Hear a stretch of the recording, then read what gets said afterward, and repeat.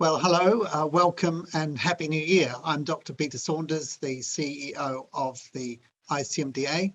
Today, our first one of the year, we're privileged to hear Dr. Trevor Stammers speaking to us on a growing problem, organ trafficking, tourism and training.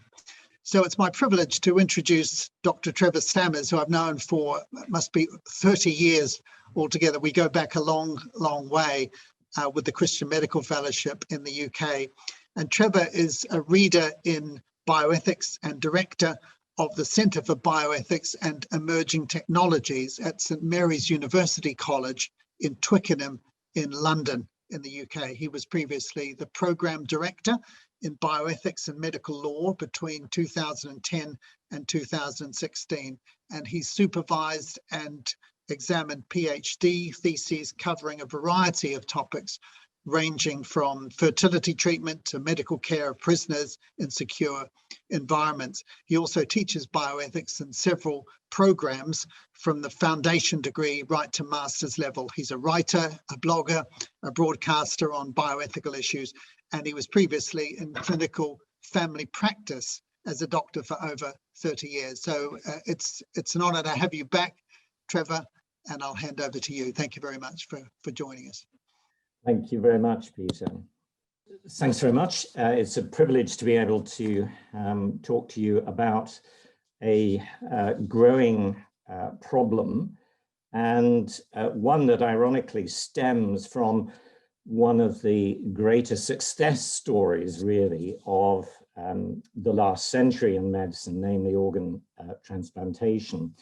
And since the first successful kidney transplant in 1954, organ transplantation has, of course, become virtually a routine procedure in medical practice now worldwide. And as you can see from this slide from the Global Observatory on Donation and Transplantation, for 2018, the World Health Organization estimated that there were just shy of 147,000 organ transplants annually, and around 17 transplants are done every hour worldwide. So by the time we finish, there'll be 17 more.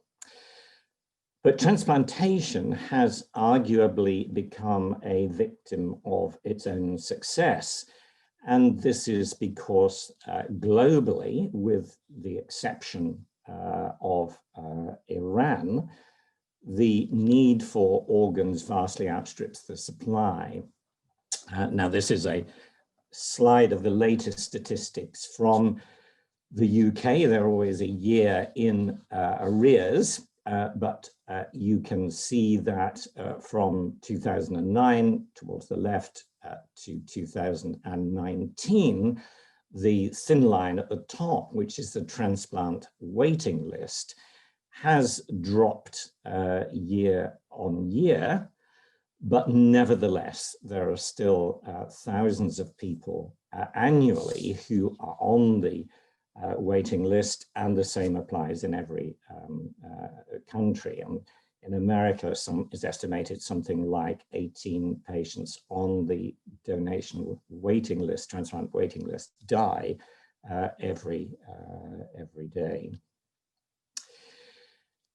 And it's a global practice, and this slide shows the transplantation rates per million population across the world. And the original slide came from the Global Observatory there, but the planting of the countries on it, I have two problems with it. Some have drifted off a little bit, so I take no responsibility for those, but the named countries are those where organ trafficking is particularly in hotspots, and as well as one or two of the countries drifting slightly off with the arrow. The other problem I have with this slide is that a lot of countries that are trafficking hotspots are not named, and particularly in South America, Brazil, Bolivia should definitely be on there as well. But the main point is to show that it is a global phenomenon. And it's also to show that people trafficking and organ trafficking are a reality. And when people trafficking started to be reported, it took a long time for that to be acknowledged.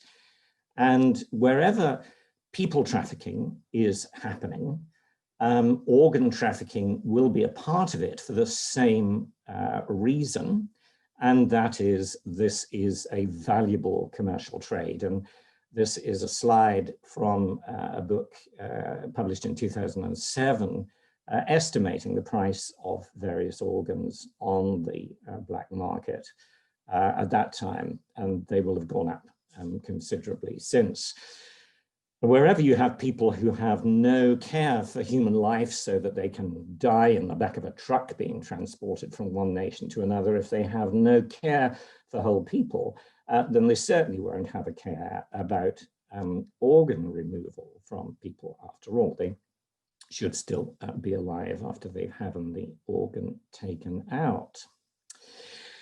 But organ trafficking, if people trafficking took a long time to be accepted, organ trafficking is a fairly sort of amorphous and hydra-headed beast to begin to understand. And a lot of people do find it very difficult to conceive as to what it is and how it happens. And basically, organ trafficking is the trafficking in human beings for the purposes of organ removal. And you'll often see HTOR in documents such as these from the Council of Europe that talk about that. But organ trafficking is part of a much larger matrix of criminal activity, including, as I've said, human trafficking, which it's a small part of, and human trafficking has a much wider remit, such as sexual exploitation and forced labor and so on. In the left-hand circle that you see here labeled human trafficking, and it overlaps with elements of organ, tissue, and cell trafficking globally that do not necessarily involve human trafficking. Obviously, if the person is deceased, the organ can be trafficked without the whole person being transported. So it is quite a complex pattern and involves multiple organizations and agencies and peoples, both in carrying it out and in trying to prevent it. And it's pretty much been practiced since antiquity, human trafficking, that is. And we have a very good example of that in Genesis 37 with the people trafficking of Joseph. But it's only recently that it has attracted widespread attention in legal enforcement, probably in the past sort of 20 years. And this slide shows some of the activities that are considered to be part of trafficking of organs.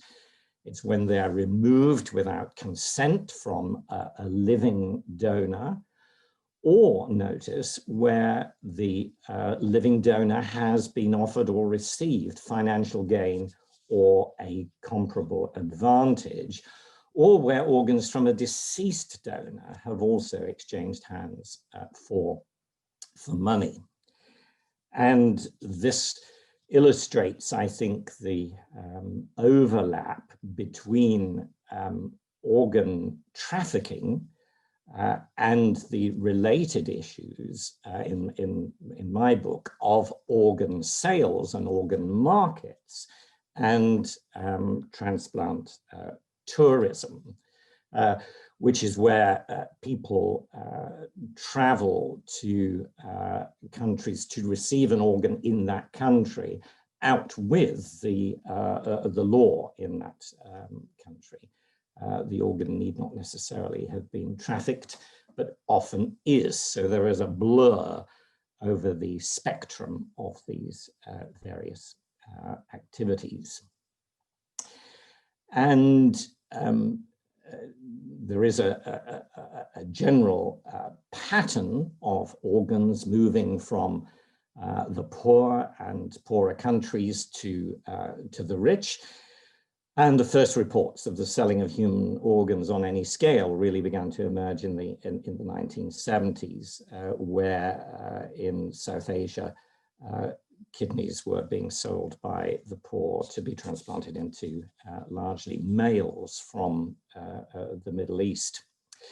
But in 2000, the United Nations General Assembly passed this Palermo Protocol, which, as part of a wider package to prevent trafficking in persons, as you'll see here from the highlighted text at the end of the slide, the exploitation included within people trafficking includes the removal, manipulation, or implantation of organs. And although it's last on the list, it is at least there. And that guidance was updated in 2010.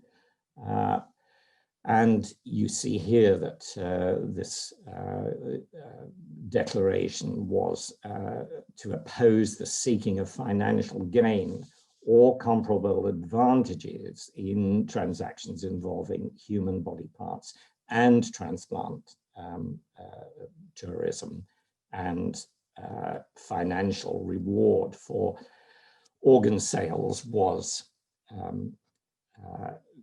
discouraged and advised against. So why then does organ trafficking still happen? Well, the short answer to that is it's because too many people still, across many sectors, are willing to support it. And I would single out three groups in particular: economists, philosophers, and clinicians. And since in recent years I've moved from being a clinician into the world of moral philosophy, I'm going to start my indictment with looking at philosophers, and in particular, Professor Janet Radcliffe Richards, although she is just one example of many across the world. But her book, Careless Thought Costs Lives, has been very influential and is a best-selling paperback on the ethics of transplants. And in this book, Professor Radcliffe Richards expresses incredulity at the World Health Organization and United Nations prohibitions of organ sales. And she starts with the presumption that we should give preference to all options that are likely to increase the availability of organs. We should presume to allow vendors to achieve any benefits potentially that they see that they might achieve, providing that we protect vendors and recipients from harm. And she pulls a frequent move that's used in arguments where politically you wish to gain advantage by saying that it's up to those who oppose her view, those in favor of prohibiting organ sales, who need to put forward arguments that outweigh her fundamental assumptions. And she correctly, I think, identifies one of the strongest arguments for prohibition as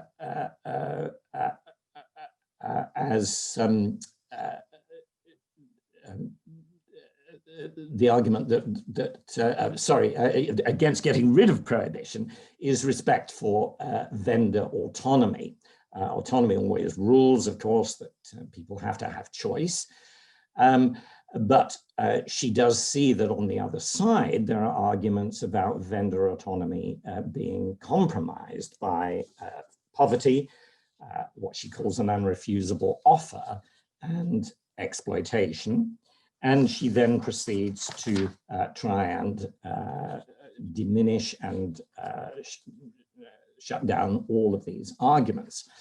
And she maintains that prohibition does not remove the coercion of poverty, but rather it makes poverty worse by adding the coercion of a supposed protector like the United Nations, who takes away what the vendors consider to be the best option that they have left, namely of selling the organ. And as for the concept of an unrefusable offer, she doesn't view this as coercion at all. She says it simply increases rather than decreases the options available to the vendor, who still has, quote, a free choice to accept or reject the offer. All the money is doing, according to her, is making something that the person doesn't want as such, that is to say, to lose an organ, into part of a wider package that the vendor does want, such as having enough money to school their children. And finally, with regard to exploitation, which she does acknowledge works by inducement, she says nothing wrong with inducement, and the only unethical element in exploitation is simply that of offering the minimum inducement that the buyer can get away with. But she then argues that the complete prohibition of sales removes all inducements, including those which the vendor, all things considered, would have chosen over nothing at all, since they would have viewed that inducement as more than minimal, which is a relative concept. So it's not exploitative with the poor to offer them money for their organs, providing it's not the minimum that you could offer, is essentially her argument.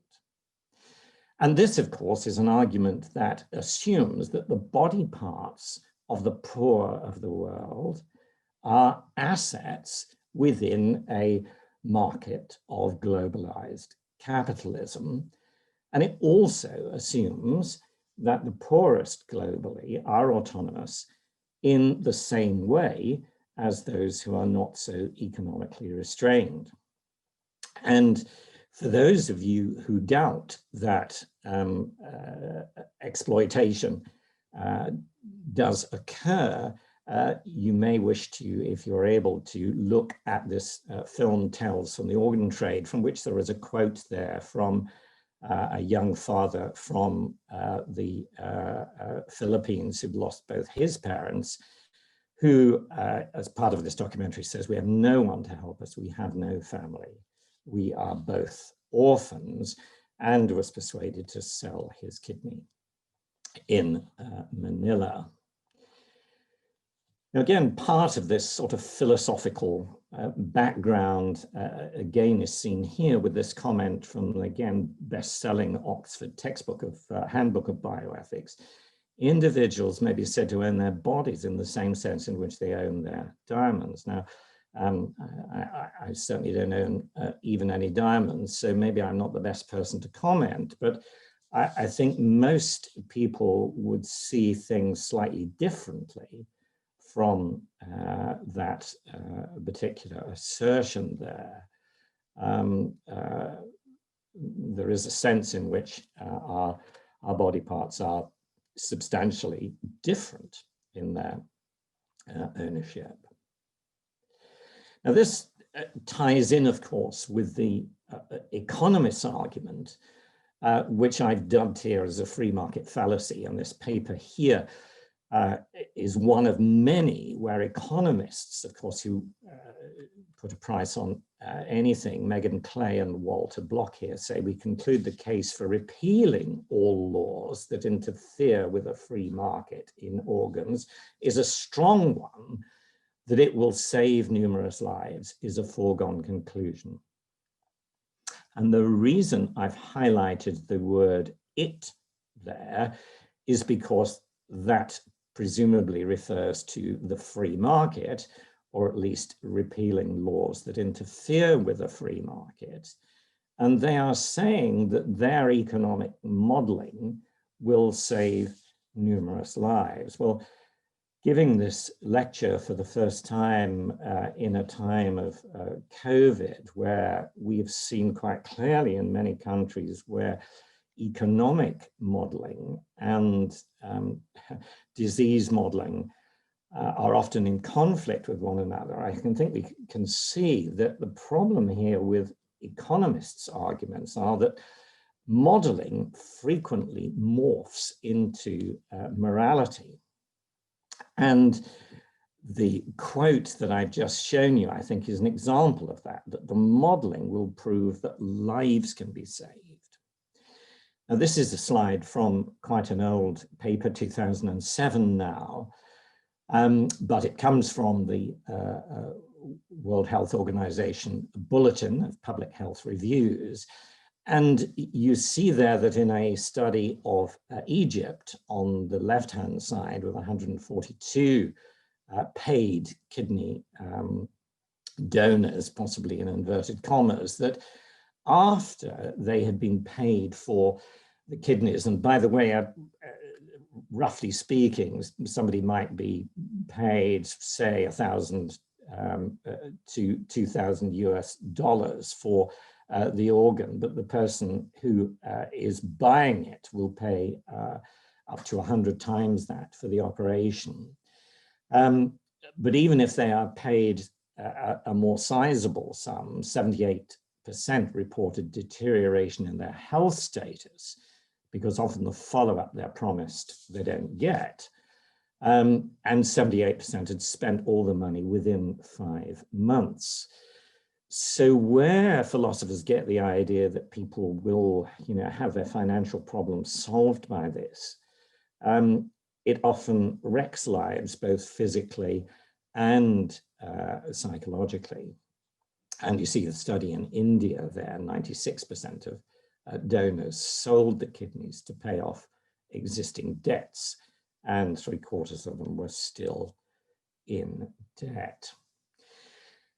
Now, it's at this point that moving from people trafficking in Genesis 37, that I've recently been really struck by these verses from Revelation 18 that I will read in full, because the impact of them will become apparent at the very end.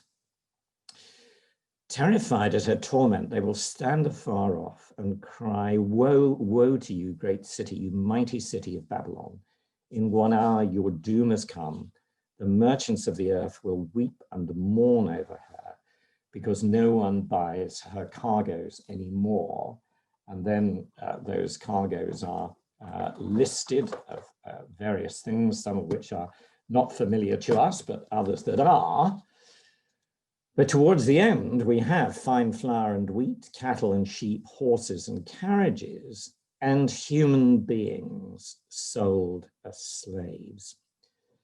And almost casually and chillingly at the end there, along with all of those commodities, human bodies, human souls, and human lives have become just a mere object for financial transactions. And whilst we have even Christian economists that I have talked to have really played down the relevance of organ sales and tried to put a distance between that and organ trafficking. But as I've looked into this, I've become more and more convinced that once you move away from true organ donation into payments, you start getting into trouble. And this has sadly not only just influenced philosophers and economists, but also clinicians. And this is Benjamin Hippen, who is one of the leading global writers, who is a nephrologist himself, a very prominent one in America, as you'll see if you look him up. And this is typical of his writings, a morally defensible version of regulated markets in organs, which treats human beings as embodied moral agents. And one might add chattel and goods as well, but he doesn't add that, says it need not be synonymous with a corrosive dehumanization. And in a nation that grants individuals a considerable amount of freedom in the body, prohibiting the sale of organs is an unnecessary and unwise limitation on the basic right of self-determination. Now, if it were that the organs were coming from nations where there was freedom and autonomy, this is very much a rich Western viewpoint that fails to see that much of the world does not have a basic right of self-determination, and moreover, as far as I can see, fails to see a need to protect it. And who at the end of the day, no matter what criminal gangs or organized money laundering groups have been involved in transporting people, who wields the knife at the end of the day? Who gives the anesthetic? Who does these operations? But medical personnel, people like us. And I think, therefore, we have a particular responsibility in protecting those like this Brazilian who was trafficked to Durban in Africa, South Africa, and had his kidney transplanted into a recipient who flew over from New York to have it. And the lady on the left is Professor Nancy Schaper-Hughes, who's one of the leading authorities on organ trafficking in the world. And you'll come across her name in a lot of writings. And she's been one of the most outspoken advocates against the trade. Now, as I start coming into land, I just want to spend my time on two things. One, to convince those of you who may be skeptical about the reality of this still, because it does take some getting one's head around. And I think in the early days, I sort of thought, really? But believe me, this is a reality. And I want to show you some headlines regarding that. And then I want to just speak a little bit about COVID in the final section. So here's a clip from the Guardian newspaper a couple of years back, I think, with a call for retraction of 400 scientific papers where the organs came from Chinese prisoners. Now, at this point, I should confess my competing interests, in as much as I am a UK committee member of ETAC, which is End Transplant Abuse in China. And I'm very concerned that the answer to the question here in the BioEdge blog, is China still harvesting from organs from prisoners, is yes. And the reason for that has to be the sheer numbers involved. And I could talk a little bit more about that in the question time if folks are interested, but you'll find a lot on BioEdge about this particular problem. And one of the reasons that I feel passionately about it is a couple of years ago now, I went to some of the evidence sessions in London in the Connaught Halls of the independent China tribunal that interviewed people who had escaped from labor camps in China, giving testimony to their experiences. And although ETAC had a part with other organizations in convening that tribunal, it was entirely independent, and its members unanimously concluded last year that China is still forcing organ harvesting from prisoners of conscience, Uyghur Muslims and to a lesser extent Christians and others as well. And this is still happening on a massive scale. It's also happening in Egypt. This is another article from the Guardian of the story of somebody in Egypt. An Indonesian woman discovering that her kidney had been removed while she was working in Qatar. Pakistani police rescuing folks from an organ trafficking gang a few years ago. And even in my own country, certainly it is going on, and if there are questions about that later, I'll perhaps talk a little bit more about that as well. But here's another recent story from just about a year ago of somebody crossing the channel to get to our promised land, only to discover that his kidney was stolen when he got here. And another one there. I've got obviously quite a lot of UK stuff. And then finally, 2 slides on COVID. When the pandemic began, I remember in ETAC and a number of other organizations concerned about organ trafficking, the immediate thought was that as far as organ trafficking was concerned, COVID might actually help. And the reason for that was because in world lockdown, you would find it more difficult to traffic people. You'd find it more difficult to get them or their organs to where they needed to be.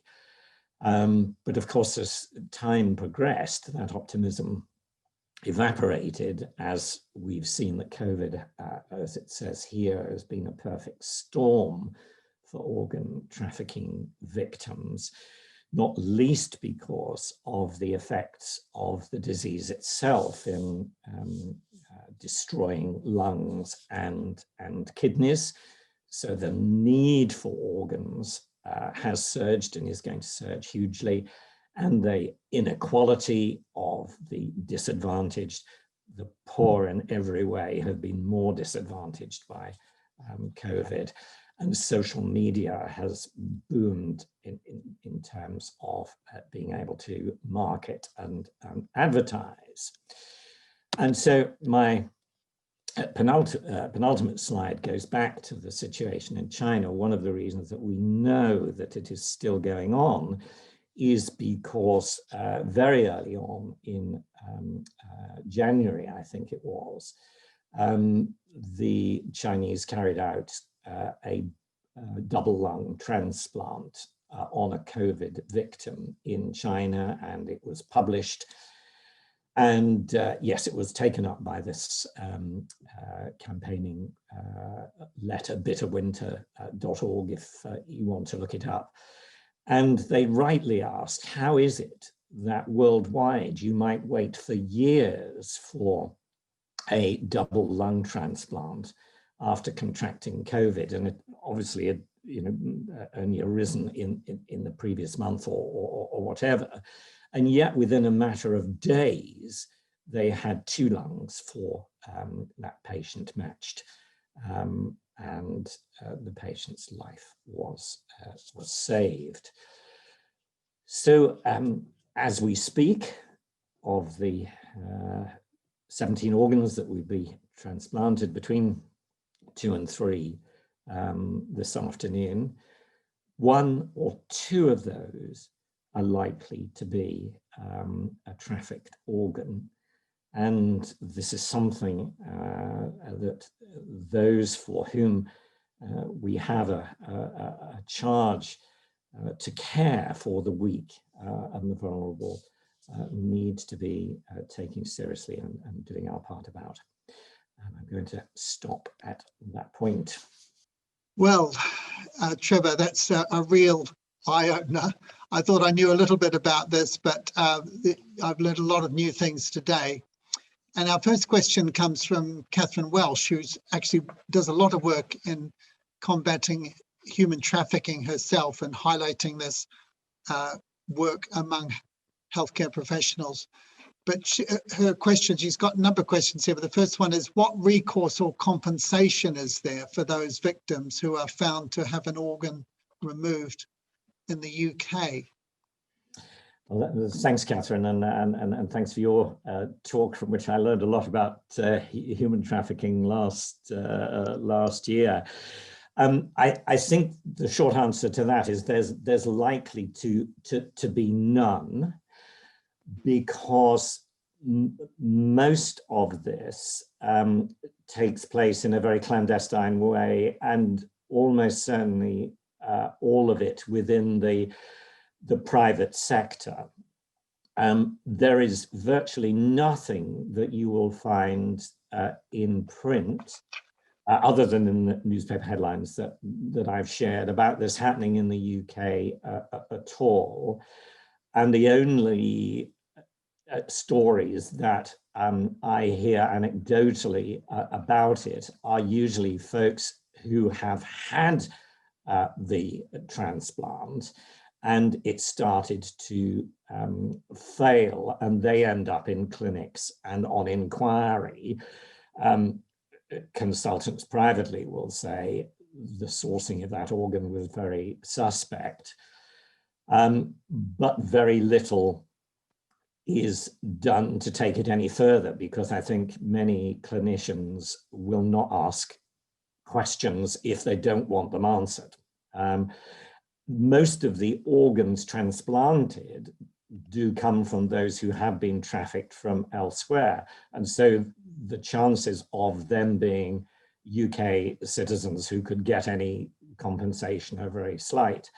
And indeed, the whole issue of people trafficking, as you know, is it's very difficult for victims to come forward in the first place. So most Western nations, and certainly our own, have got a lot to do, I think, in acknowledging the problem and even asking the questions about it if we're clinicians. I guess this area is one where it's very difficult to get the facts in many ways. And you showed us a couple of maps about where the problem is greater. You gave us a quote of maybe 1 or 2 out of 17 transplants for an hour involves human trafficking. How much do we know, Trevor, about how frequent this is? How much is anyone collecting data? Where are the best sources to go to find out where the real trouble spots are? The Global Observatory is one, and certainly with regard to China, the ETAC, the End Transplant Abuse in China website is a good place to look. The WHO has also taken an interest in this to some degree, and there's another organization called Organ Watch. I will send to Joshua for sending out to people other organizations that may be useful. Most of these are accessible, all of these are accessible within the UK. On other countries, I don't know about individual organizations, but I did read today a very good Dutch paper that makes me think that Holland probably also has quite a number of resources and non-governmental organizations monitoring this. Thank you. Another question from Catherine. What do you suggest that doctors or other health professionals who are not involved in transplant work can do to curb or stop organ trafficking? Is there something practically we can do in our hospitals and clinics to, firstly, to recognize it and then take steps to stop it?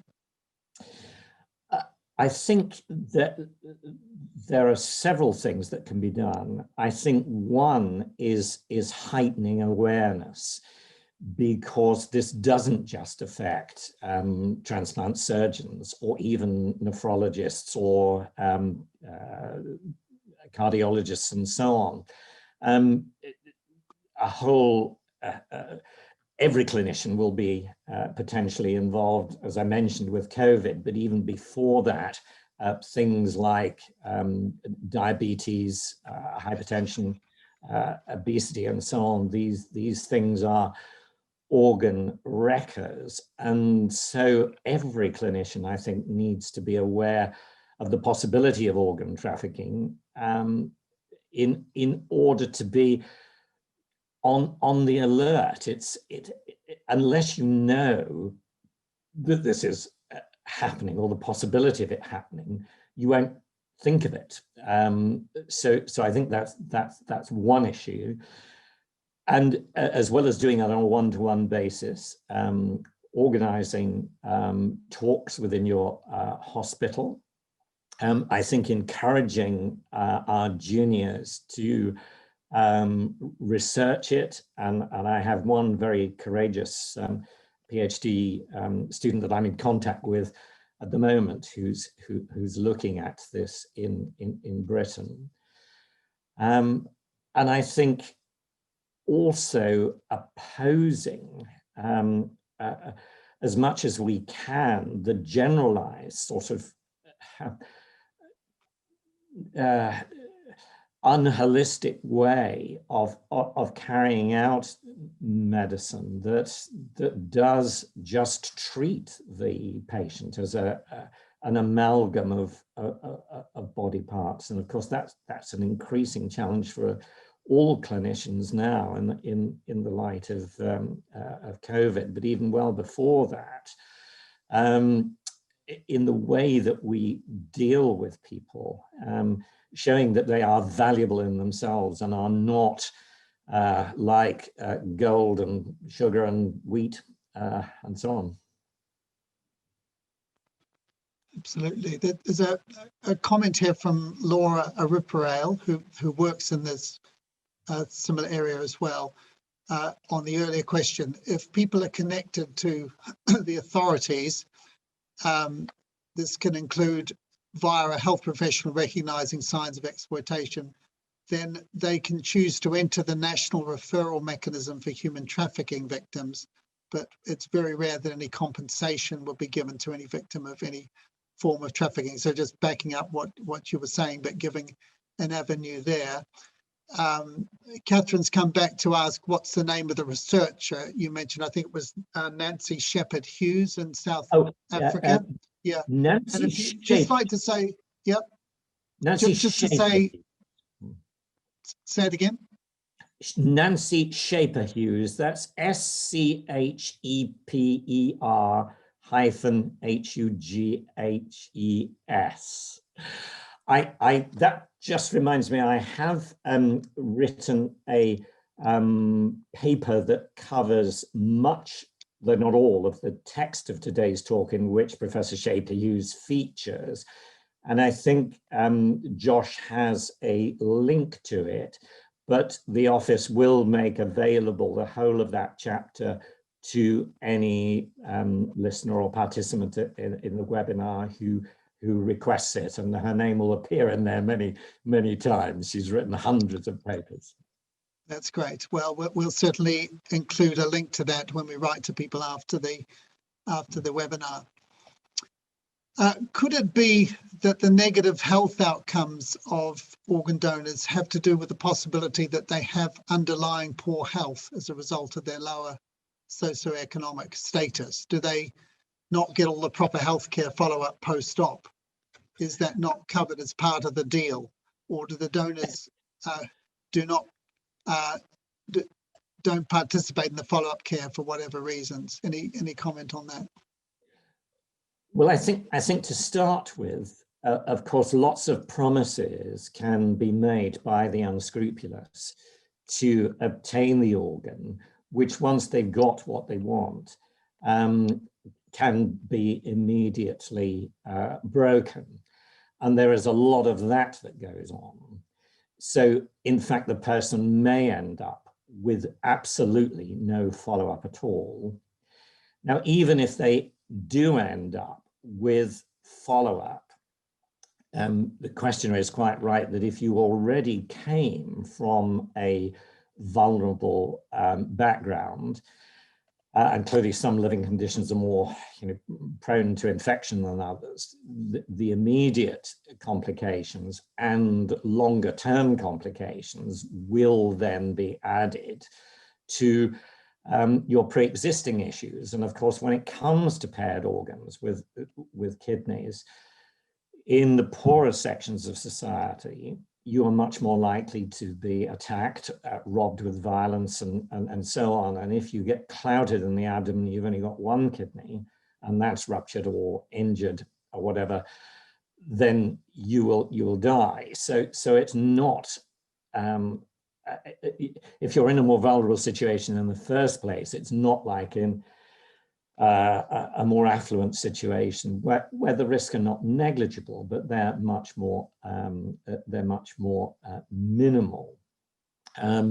So that is one element of it. Of course, the other thing is that although money may exchange hands, as we've seen, often the evidence is that it's gone within months. So there would be no question of them being able to pay for treatment or to access it. And there are also, in many societies, a lot of cultural factors that mean that you would not disclose to a potential employer or whatever that you had an organ removed, because this is associated in some cultures with weakness or taboo and so on, and many become depressed, and if you've been promised money and promised things that then don't come along and you are very down to start with, that's just going to add to things. So suicides do sometimes take place after the operation has been done as well, and all of these factors totally ignored, I think, by those who want to paint an economically bright picture of this kind of activity. Thank you. A couple of comments coming in on people are sharing about other knowledge they have. Laura adds, other growing issues are refugees having their organs demanded in return for passage to their next destination country. You showed the boat, or children being trafficked for organ and body part removal for witchcraft and juju, or human bodies opened and packed with drugs flown across the world and reopened on the other side. And obviously there must be clinically trained individuals involved in this. A story of one London woman for whom this happened multiple times. And someone's added, from the Chinese perspective, China's organ harvesting is not limited to prisoners only. The Chinese government made free and obligatory health checks up for all Uyghur people and collected their data. So the Uyghurs have become organ banks for this dirty business. How can we stop this while China's doing it systematically in a state-sponsored way? It's not limited to the black market. So the further you look, and I guess that brings up the question. And another person here is saying, surely there's got to be political pressure.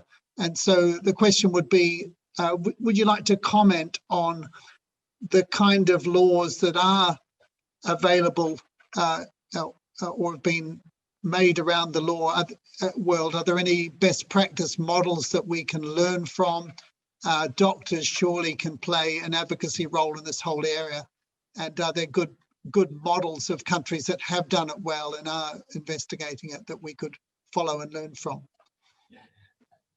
I think I would single out the changing pattern of organ trafficking once India had passed its Organ Transplantation Act in, I think it was about 1994 1994. Prior to that time, India was one of the principal regions where this was taking place. But after the passing of that law, which prohibited, I mean, it was more refined than this, but it did prohibit the transplantation of organs from paid individuals in particular. Organ trafficked transplantations became much less in India, and the pattern shifted to other countries, particularly to the Philippines and Pakistan. But that is one clear example where a law within a jurisdiction has altered things for the good. I think the difficulty is with China, that we have the tension of China being a huge power that for other reasons politically richer nations may wish to court, and hence have a reason for turning a blind eye to what is going on. And I would endorse the comments that were made there about a state-sponsored system in China, and the fact that people are tissue matched and so on when they go into these camps and so on is another line of evidence, together with the sheer numbers, that it's being done in every major hospital, with, obviously it has to have governmental knowledge.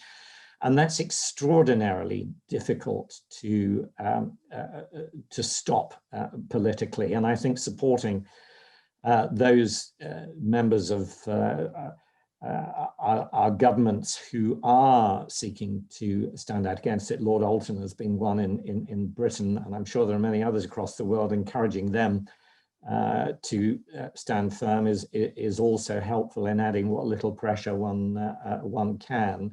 But international instruments like the United Nations Palermo Protocol and so on, those help.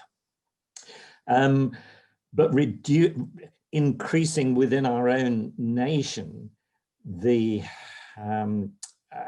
availability of organs and the system of organ transplantation on an altruistic basis to bring the demands down will obviously all help to a small degree. But it is a huge problem and extraordinarily difficult to solve. Now you've touched on organ transplant tourism as well, and first, how big a problem is it of wealthy Westerners traveling to developing countries in order to have transplants there, I guess? And are there any best practice models about legislation to cut down on organ tourism? But for wealthy Westerners, if you like, so at that end of it. Yes, there are, although I am struggling, other than in our own country, where I think the Transplantation Act does have quite strict limits on the recipient and the governing of it. I can't think of any examples globally of laws that have been brought in to stop that. If any participants know of any, and putting those on the chat, that would be extremely useful for all of us. Yeah. Is there any evidence of people from China, from the UK, going to China for organ transplants? Not that I know of, no, but it must be so tempting that if you are wealthy enough, there would be very little, I suspect, on the Chinese side to stop you from doing it. And I did a few months ago, and folks may want to try this after the webinar, just going on to Google and typing in, where can I get a kidney? You will be shocked by what comes up. Well, that's a sobering note to finish, perhaps. And I'm afraid we have sadly run out of time. We've heard a fascinating talk from Trevor Stammers on organ trafficking, tourism and trading, which has opened the lid on something of which many of us have not really been aware up until this point. And there's a real challenge, isn't there, for the Christian church, for ICMDA, for Christian charities and people in positions of influence in the health systems and legal systems to be doing something about in the future. So it just remains for me to thank you, Trevor, again for your time and expertise. We hope we'll have you on ICMDA webinars again in the not too distant future. So thank you so much. Thank you to everybody for coming. And thank you in particular to Josh for doing the IT stuff and to our translators behind the scenes who've been helping today. May the Lord bless you all, and we look forward to seeing you again soon. Thank you.